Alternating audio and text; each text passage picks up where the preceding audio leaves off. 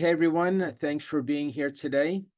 I'm Doug Bennett, Director of the New York Tech Alliance, and joining us today is Paul Ellis, Managing Partner at Ellis Law Group, who in a few minutes will introduce our panelists and moderate today's session. Before we get started, I have a few items to share. Please know that we record our events to share with everyone unable to attend. However, today we're recording the main discussion only, not the breakout sessions. So recordings are posted on NYTA's YouTube channel. You can subscribe to our channel and view this and past recordings by going to youtube.com/NYTechAlliance. For anyone joining us for the first time, next slide, please. The New York Tech Alliance is a nonprofit organization serving the New York tech community. At the core of our mission, we drive access, equity, and inclusion to make the New York tech ecosystem the most diverse and dynamic in the world. To learn more about us and how to get involved, visit our website at nitek.org. Thanks to our annual sponsors who help make events like this one possible. Each has a presence on our website. You can learn more about them and how they support our community by going to nitek.org/sponsors. Special thanks to the team here at Civic Hall, which is our home, and to our parent organization, the FedCap Group. If you're not aware of either organization, I encourage you to visit both websites noted on the screen. One, to learn about our home here at Civic Hall, what's going on here, and opportunities to be part of the community. And two, to learn about the extraordinary work related to workforce development and economic well-being that the FedCap group does to impact the lives of so many people here in New York and other parts of the world. In case you aren't aware, Civic Hall occupies floors 2 through 7 of our building. It's about 85,000 square feet. In addition to meetings and events, Civic Hall is home and host to many education partners who provide digital training skills to a wide range of people. And it also offers co-working space to the tech community. Civic Hall is providing free trial memberships, and the next one begins June 1st. If you'd like to take advantage of the offer, scan the QR code on the screen. And last, we love and welcome support to help us produce and deliver our programming. 3 ways you can help include attend as many events as you can, both in person and online, become an individual or corporate member or annual sponsor, or simply make a small donation. You can do so by going to nitek.org/support_NYTA.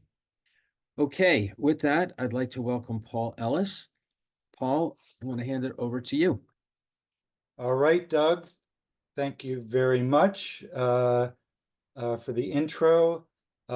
Great networking session we just had now. I met a half dozen founders doing all sorts of interesting stuff. I'm really excited about this event and these workshops. So anyway, again, my name is Paul Ellis. I am a co-founder of Tech Alliance. I'm a board member. I run these legal events for startup companies. For those who are familiar with the series, we do all sorts of topics on legal issues for founders. This one tonight is on, or tonight, this afternoon, is on venture and angel pitching. We do sessions on preparing for an exit, forming your company, intellectual property protection, all sorts of events. If you're interested, we have plenty of videos that are very helpful, I think, to founders. You can see them on the YouTube channel for Tech Alliance, or you can find them on the events page of my firm website. Today's event, Nailing the Investor Pitch, is a really great event. We've had it a couple of times over the last few years. It's always been very well received. I'm excited to have a great panel with us today. We have Amy Jin, who is a pitch coach, and we have Melanie Platt, a pitch coach with Pitch Hackers. I've had a chance to speak with both of them, and I think we're going to have a great set of workshops. So let me tell you how we're going to do this today. We're going to start with introductions all around. We're then going to have a short conversation sort of a panel presentation among the three of us on the topic of investor pitching. That's just going to go for 10 minutes or so. And then we are going to break out into workshops where Amy and Melanie are each going to take a workshop, take half the group basically for 20 minutes and do a deep dive. And then after 20 minutes, we're going to flip and they're going to switch rooms. And so by the end of the session, everyone will have had a chance to hear both Amy's workshop and Melanie's workshop. So that's our plan. So before we get into substance, quickly introductions. We'll go around the screen. Again, my name is Paul Ellis. I am managing partner of Ellis Law Group. We are a 10-person boutique located in Midtown, New York, but with a national practice. We do a lot of work with startup companies that are tech and tech-enabled, as well as venture capital firms. Our clients are looking to us to come up with cost-effective, efficient solutions to their legal needs so they can focus on growing their companies. All of our attorneys come out of big firms and top law schools so that we are able to bring big firm expertise with the more personalized attention and more efficient cost structure of a boutique. In addition to these sorts of topics around angel and venture finance, we work on the life cycle of issues that startup companies face, like formation, IP protection, employment agreements and equity plans, general operations, and mergers and acquisitions. Recently, we've been getting a lot of companies that were formerly with larger firms. They have found that because of our expertise with startup companies and venture capital and our cost structure, which is maybe 50% that of the big firms, we're a compelling value proposition. So really pleased to be here today. If anyone would like to speak with me, you can send me an email or you can see my Calendly link to set up an appointment. With that, I will turn it over to Amy Jin. Hello, everyone. Thanks for that, Paul. Thanks for putting this together. And may I say, your bio photo matches exactly how you look in Zoom, which is, I think, an amazing accomplishment. Hi, I'm Amy. I have a background in sales and business development. I worked at OpenTable, was there during their IPO. I worked and founded my own startup in New York, a fashion startup. So pitched something that no one had heard of before.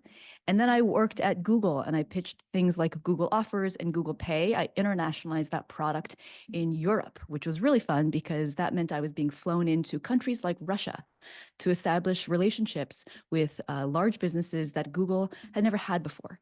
So I'm really familiar with talking about something that doesn't exist, that people may not understand yet, and that is early for its time. I love helping founders do that because I get to be helpful.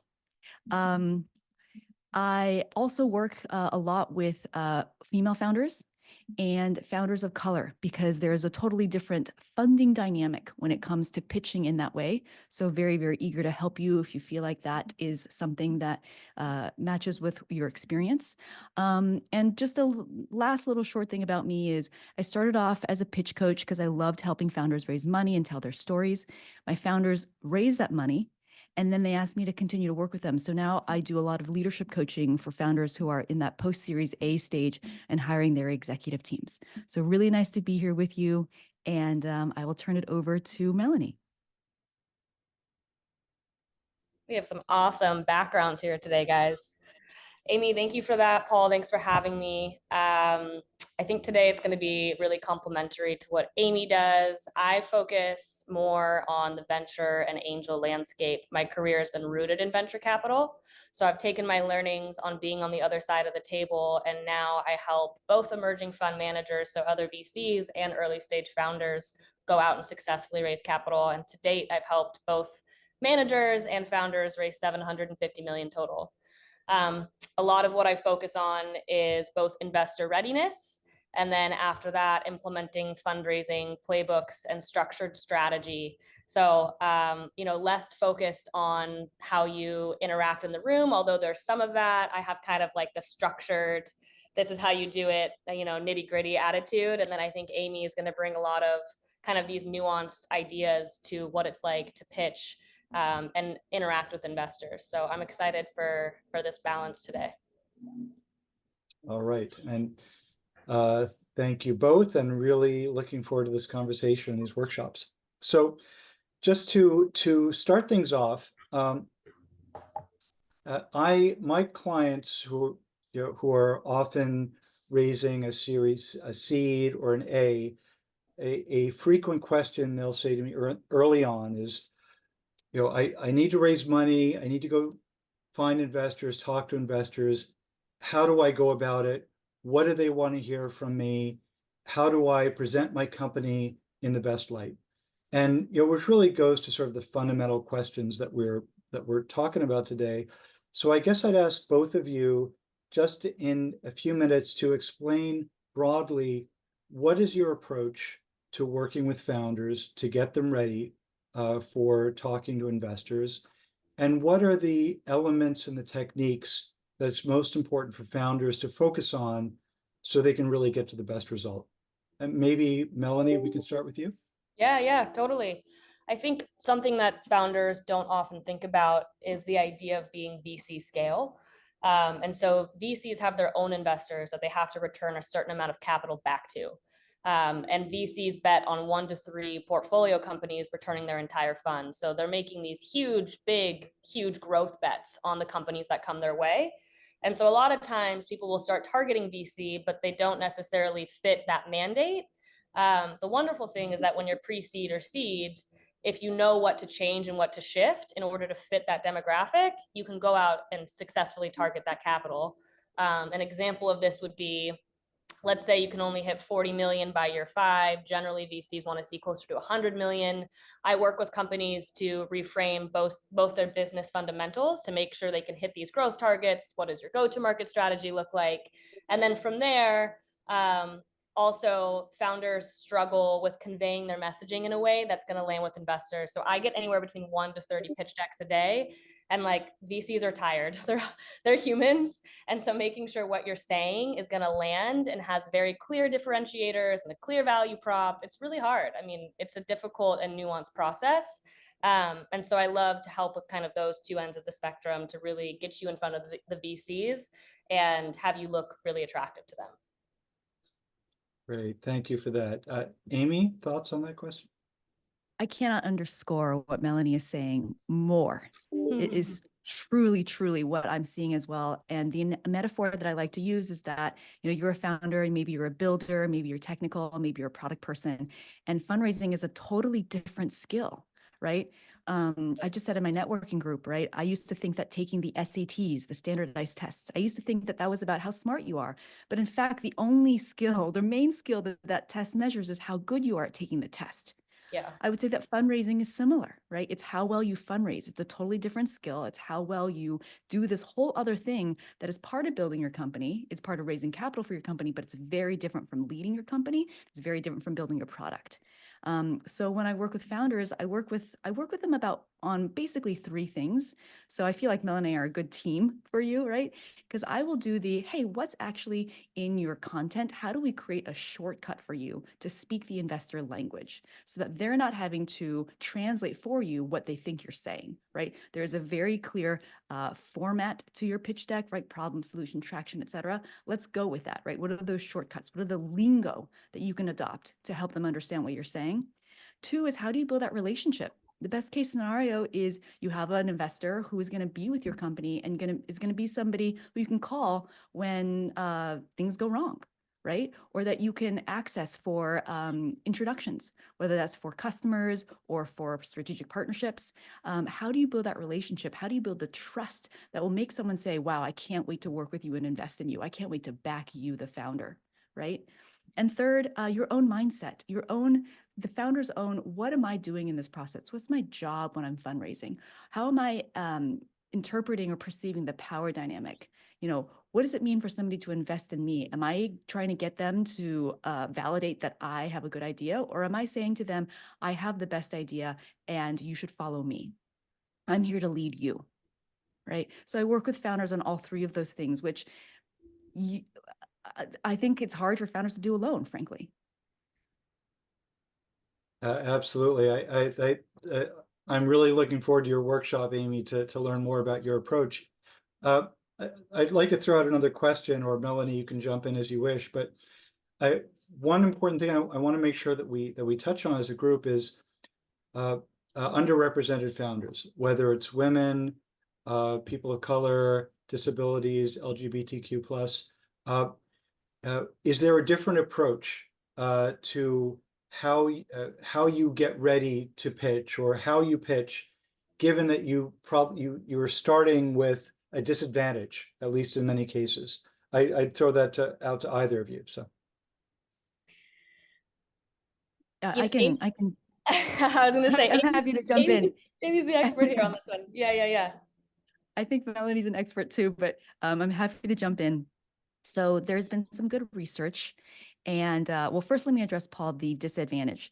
If you are a female founder or a founder of color, you are not disadvantaged. I think that you are playing a different game. So awareness about the game that you're playing is important.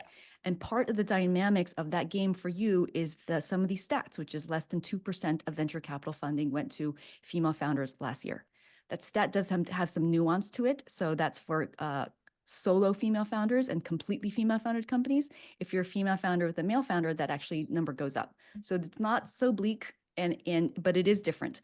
And the reason is because there is unconscious bias, and if you're pitching to a venture fund, a lot of the people making decisions there are going to be men, and probably white men.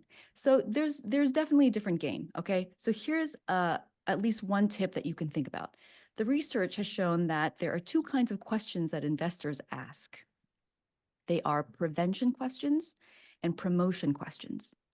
Prevention questions sound like, how are you going to manage the costs of your business? What are you going to do if this thing goes wrong, right? Why is your CAC so high? Okay.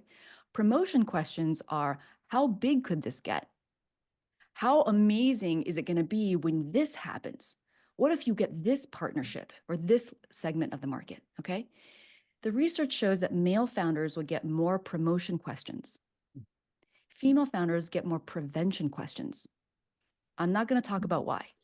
But what I will say is, if you're a female founder and you get a prevention question, your job is to turn it into a promotion answer. Okay. So, hey, what if this goes wrong? Then you say, well, I've thought about that, and here are the 3 strategies that we'll implement to make sure that doesn't happen. And if we do, then this is how big it could get. So that's just one example of how there's a difference. Okay. This is a meaty topic, and I want to leave time for us to talk about more things, but that's one example.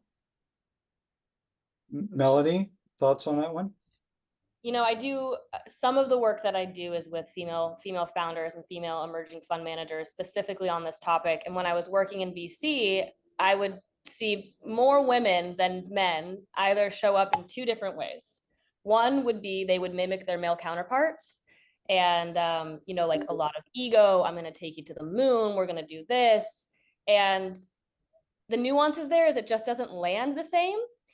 And then you do the total opposite other end of the spectrum, where, you know, you're getting these prevention questions, right? And you're like, I have to double down on my metrics. I have to come prepared, and you get nervous and you're feeling meek and like introverted, all these things that don't have you show up in your full, what I call feminine power.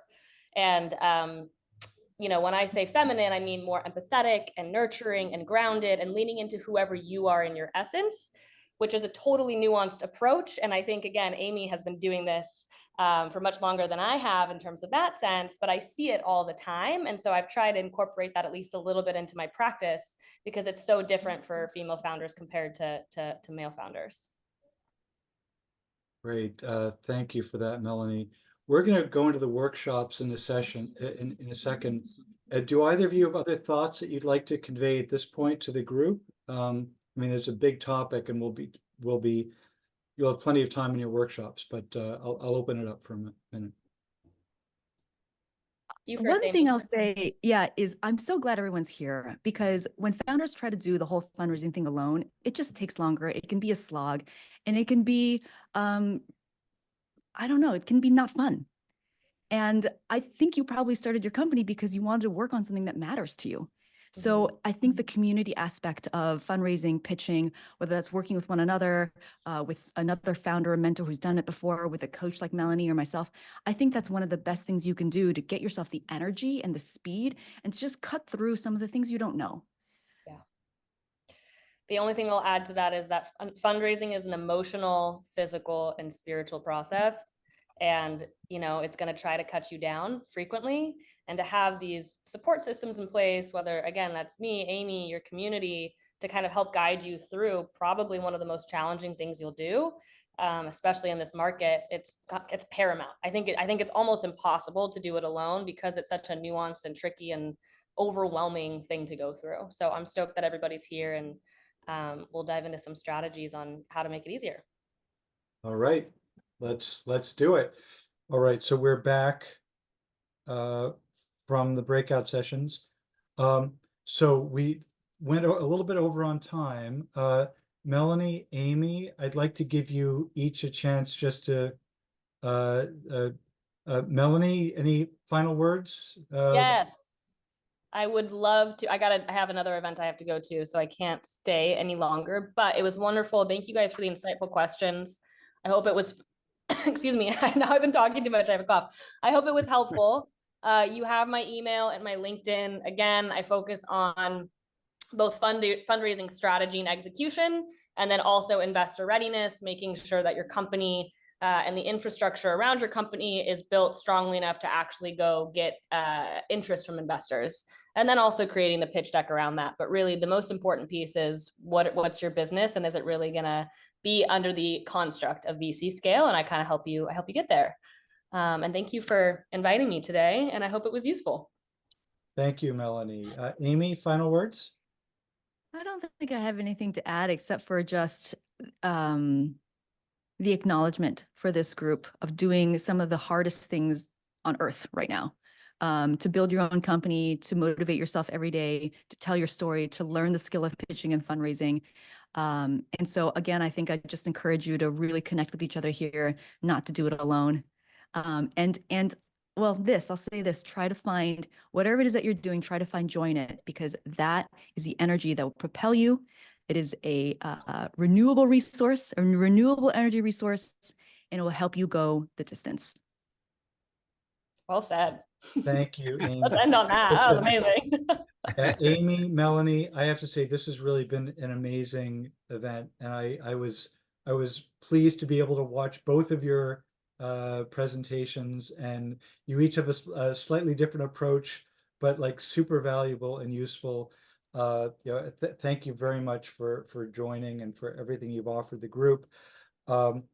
Let me say to the group, you have everyone's contact information, so you could reach out to Melanie, to Amy, to me. I have a Calendly link if you want to set up time with me, email.